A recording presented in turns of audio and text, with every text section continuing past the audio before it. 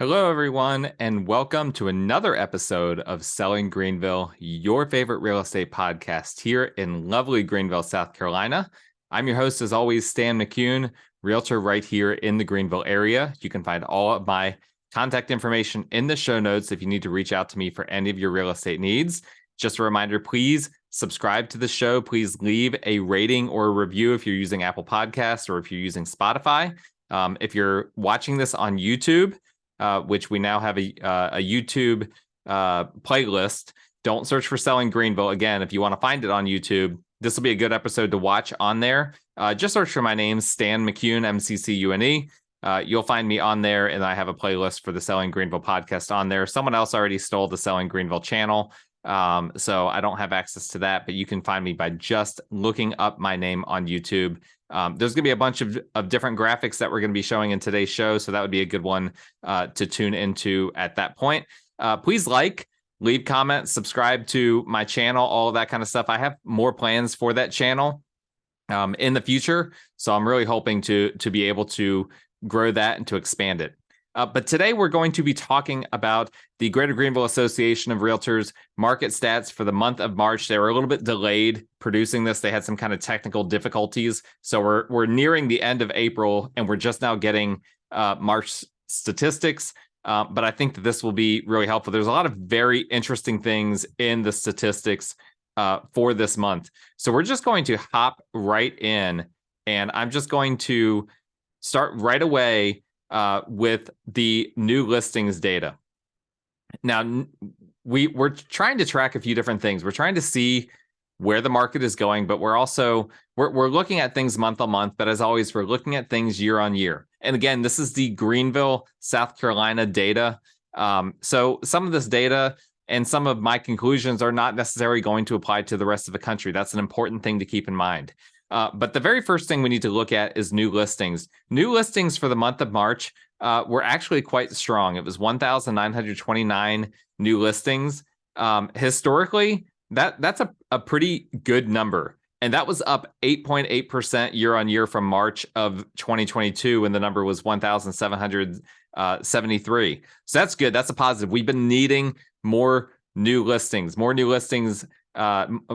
properties coming on the market. That is one of the biggest problems with the market right now, is that inventory is so tight. And so that impacts everything. It just causes the entire market to shrink and contract, because most people that are buying a house need to sell a house as well. And then most people needing to buy a house, they need those new listings to be on the market for them to do that. And we just haven't been seeing a lot of new listings. You can look historically, there's a lot of low numbers on here, a lot of negative numbers the past several months. But now we have three straight months of year on year positive new listing data. February was only up 0.7% year on year. But we hop back up to 8.8% year on year. That's the highest year on year total that we've had in new listings since September of last year. So that is good. That's an indicator of the market getting a little bit hotter as we enter into this busy, what's supposed to be the busy spring season. Obviously, it's not as busy as it has been the past few years, but we knew that was going to happen. If we look at pending sales, I've told you guys this a gazillion times if you're a longtime listener or watcher of the show.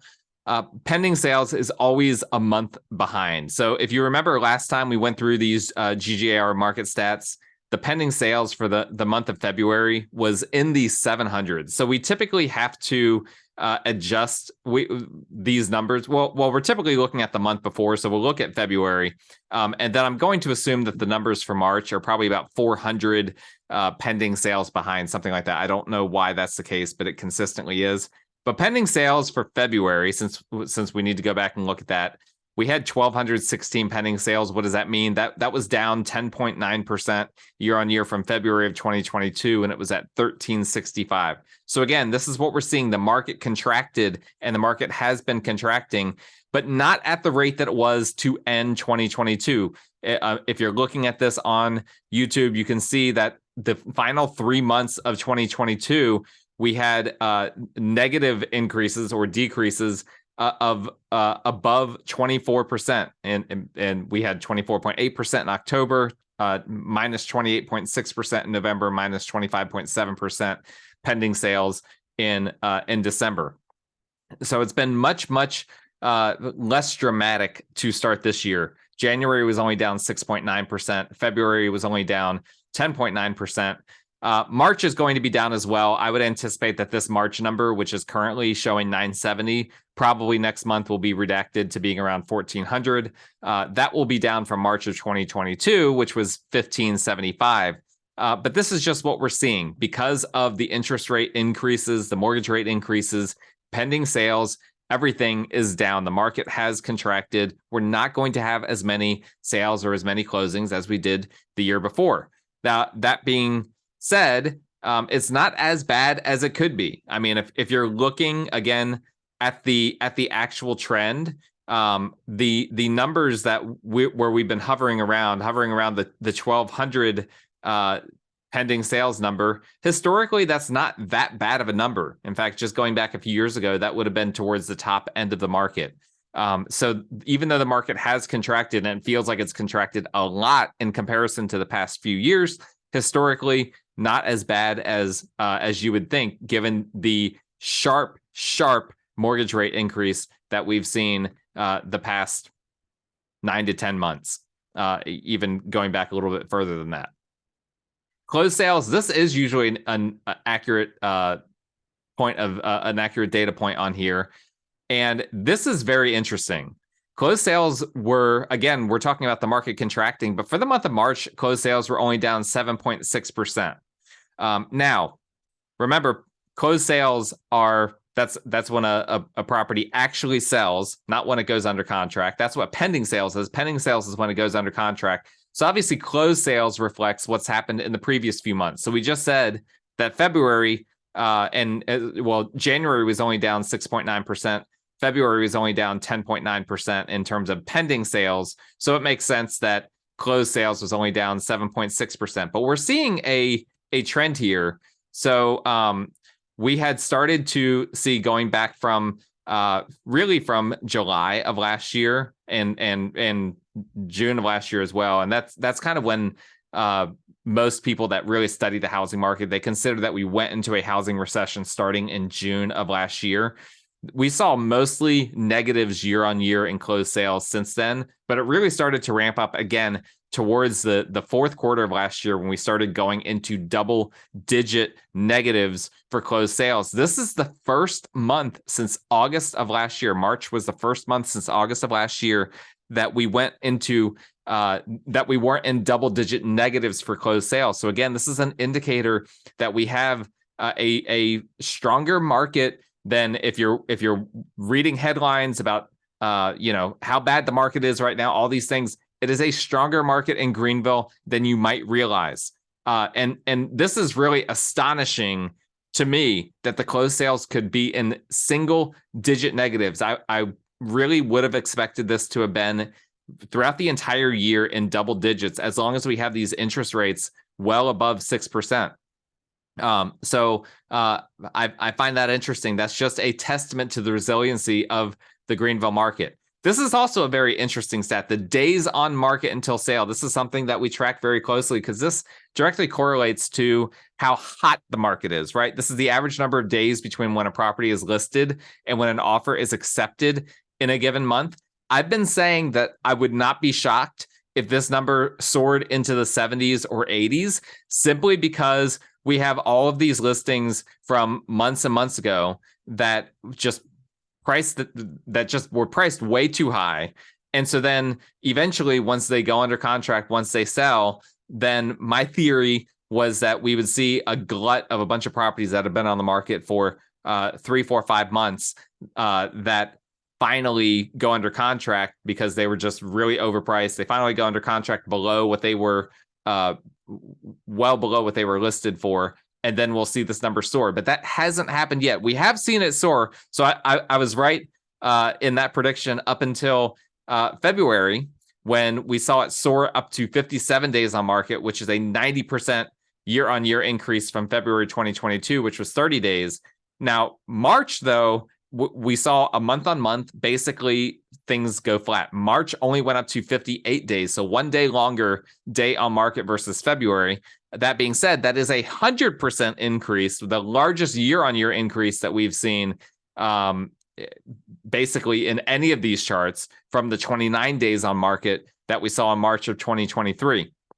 Still, I'm a little bit surprised by that number. That is not as high as I would expect it to be, because we're seeing a lot of properties right now that are, like I said, that have been on the market for a while that are finally going under contract. Sellers finally coming to grips with the fact that the market has changed, and they're lowering their prices and realizing, okay, I can't just list my home for $40,000 over what it's worth and expect to get it under contract pretty close to that. You have to really take seriously what your home is worth and list it for that number, and not just get sloppy on, okay, well, I mean, there's never been a home in this neighborhood that sold above $500,000, but I'm just going to go ahead and list for $575 just for kicks. I don't have any data to support that.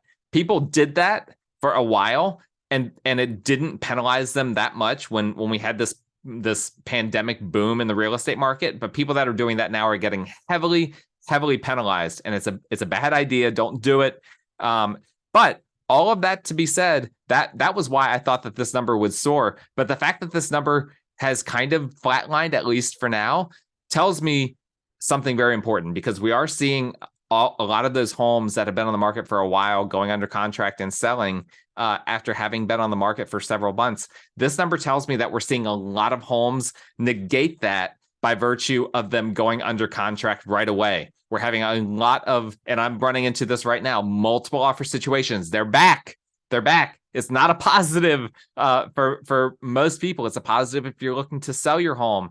But we had this seasonal slumber that happened in the fourth quarter of last year that bled really, really late, that kept going into the first quarter of this year. Well, guess what?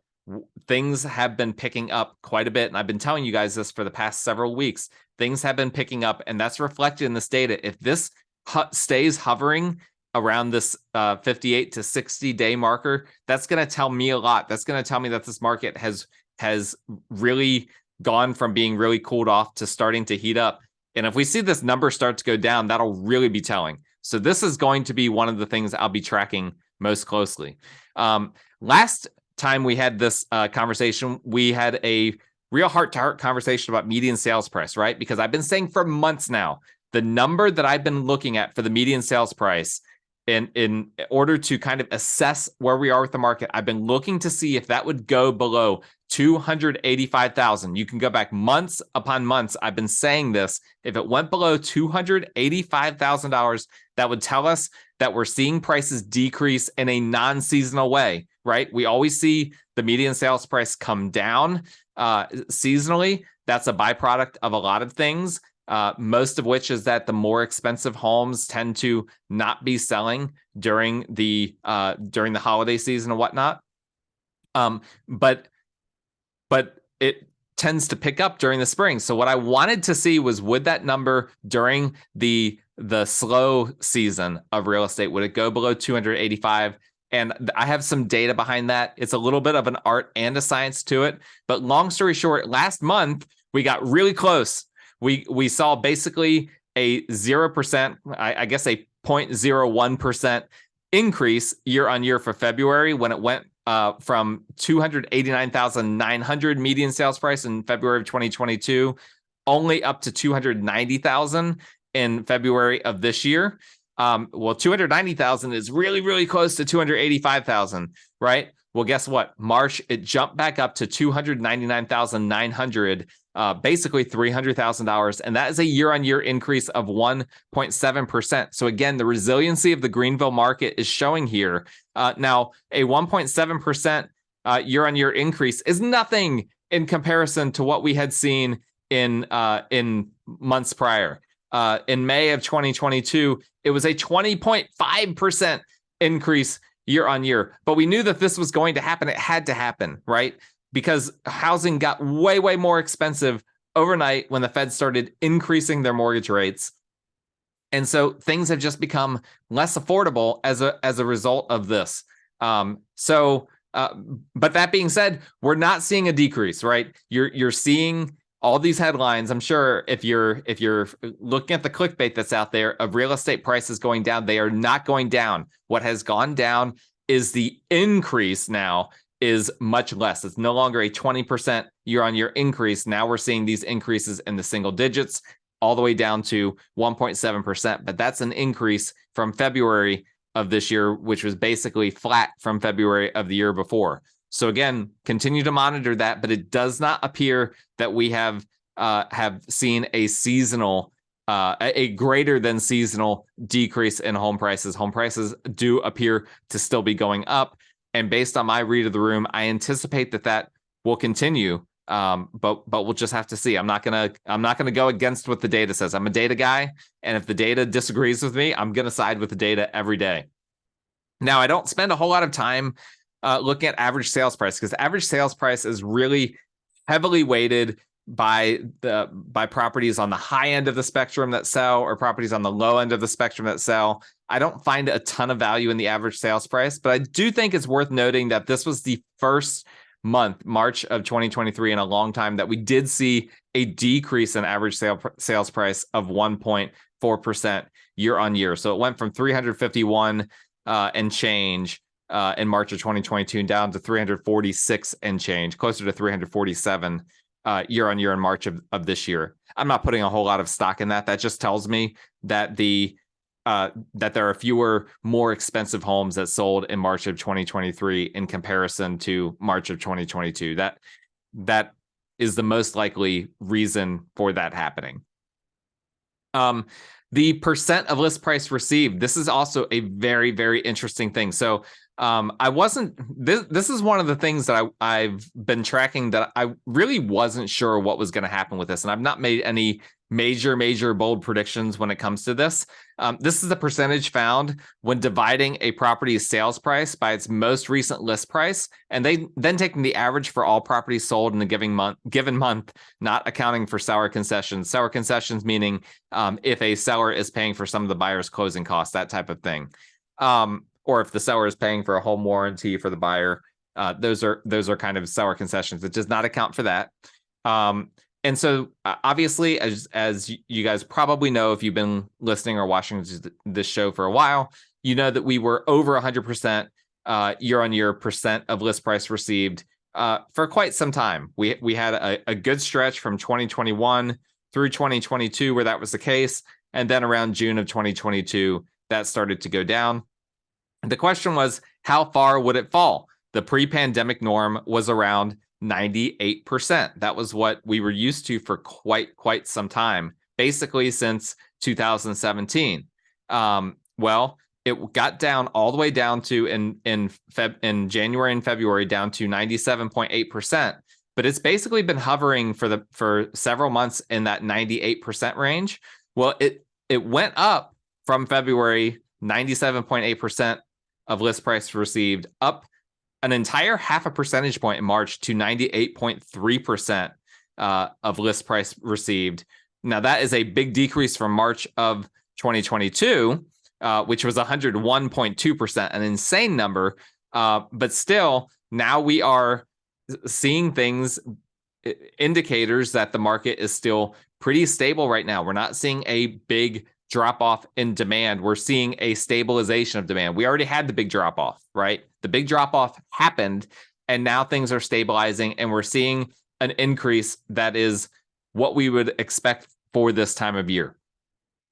So if we see that just kind of stabilize in the 98% range, that's a good thing. But right now, that big increase from February to March tells me that the market has been heating up. I saw that personally in my own business, but that tells me on a meta level that that's what's happening. Now, this is really interesting.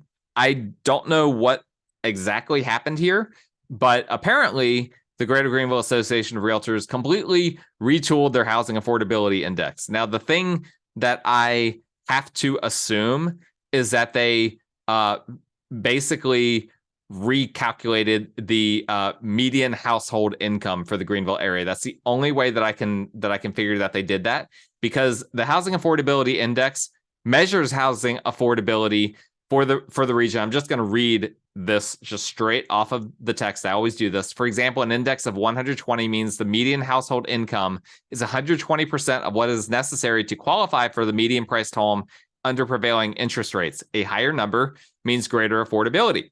Well, what's weird is that we've been seeing this number like way, way below, like in the 80s. But for some reason, this month, it jumped back up to where it seems like we're pretty close to 100. So 100 would be, if we see this number at 100, that would mean that basically the median price or the median household income can afford the median priced home. Well, right now, according to this data, they retooled the data, and we had been for the past 3 months over 100, but then for March it dipped below 98, meaning that basically the median household income cannot afford the median priced home, but it's pretty close, right? It's pretty close to 100. So I don't know exactly what to make of that. I'll try to see if I can get an answer for that, for why that got so retooled. Inventory of homes for sale. Moving right along here. Inventory hopped back up from, it had been in the low 3,000s. It hopped back up to 3,530 for the month of March. This is the number of properties available for sale and active status at the end of a given month. This number honestly seems high to me. I mean, this is not what I'm seeing when I'm doing searches. I'm seeing around 2,600 typically. So I'm not exactly sure where they got this number from, but it's a big increase from the prior month and a big increase from the prior year. Now, we are seeing people list more homes right now.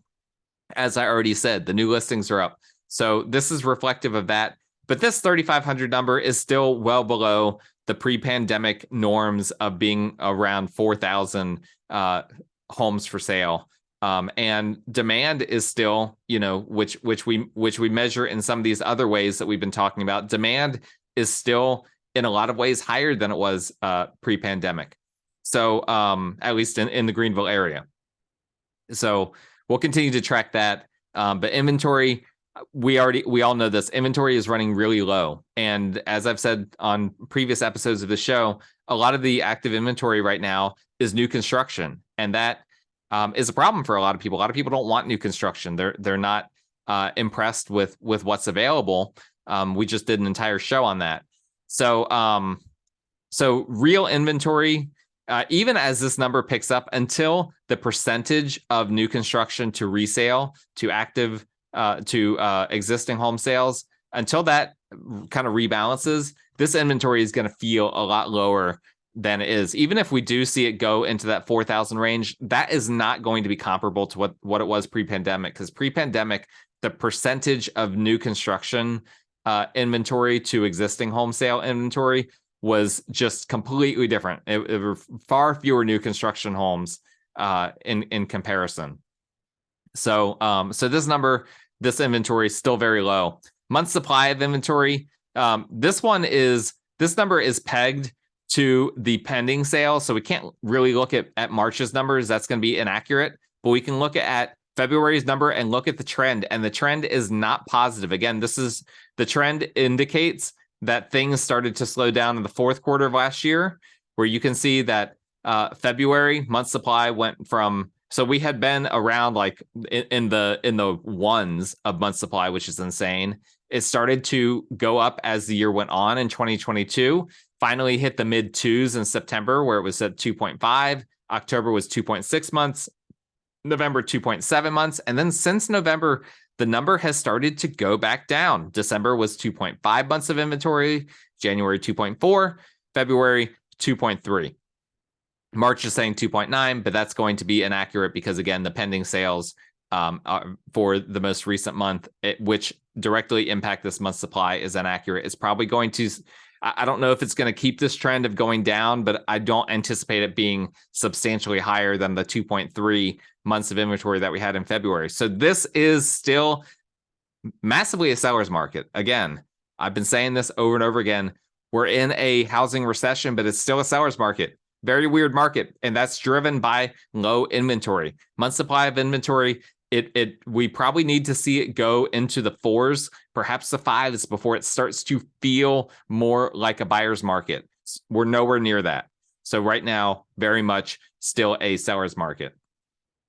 I'm not going to, I'll just look at a couple of quick facts here. The price range with the strongest sales was the 500,000 to 750,000 price range. That had a 29.3% year-on-year increase, and the bedroom count with the strongest sales was 2 bedrooms or less. So that was a negative increase, but still the highest, the closest thing we had to a strong sales number for the month of March, because everything is decreasing right now. So 2 bedrooms right now are a lot more popular than they were several years ago because people can't afford the 3 bedrooms anymore, right? That 3rd bedroom is now a luxury for many people. People that, a lot of times what we saw was couples would get a 3-bedroom home just because they could. And it's like, okay, well, I've got that extra bedroom if I want to have a kid, and then I've got a spare bedroom for an office and or for my guests.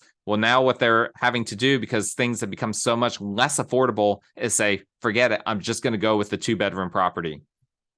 And it's no surprise that the property type with the strongest sales is condos. Those are primarily going to be those 2-bedroom properties. And so condos, if you're looking for something inexpensive, condos are going to be your cheapest option. Now, condos tend to have higher HOA fees, things like that.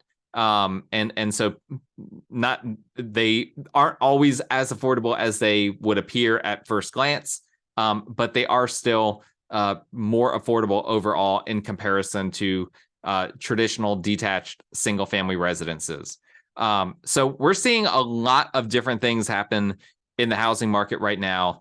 But the long story short of it is that the market is still as I said before, it's still a seller's market, and we're still seeing homes that are priced correctly selling very quickly.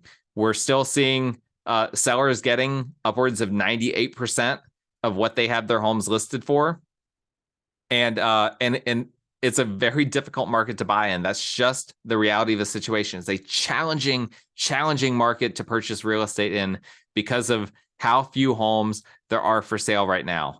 And I was listening to a national person, someone that analyzes the housing market on a national level, and he was saying, one of the strange things nationwide right now, a strange trend, is that we haven't seen the normal seasonal spring bump in both inventory and demand, and he thinks it's coming.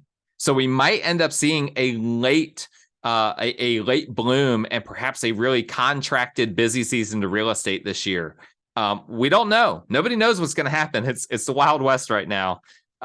What we do know is that mortgage rates are going to most likely to continue to stay high. Now the Fed is predicting a recession, or several people with the Fed are predicting a recession by the end of this year. No surprise. They've been trying to get us into a recession for a while now. And so that's going to happen. We've already been in a housing market recession for a while. I don't think that a macro recession, as long as it's a mild recession, I don't think a nationwide recession is going to impact the housing market all that much. Because I think we've already had the impact. We've already experienced the pain. And that's why we're seeing some of these numbers return back to being more seller friendly than the trend that they were going in. And so we'll just have to keep tracking that and see what happens.